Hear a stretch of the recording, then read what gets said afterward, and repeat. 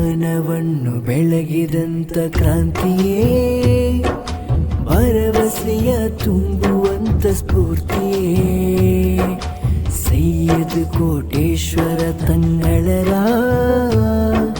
ನೇತೃತ್ವದಿ ಅರಳಿದ ಐಬಿಟಿದು.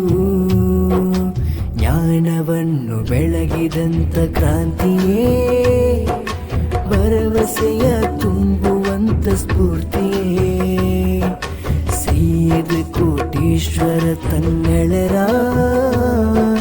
ನೇತೃತ್ವದಿ ಅರಳಿದ ಐಬಿಟಿದು.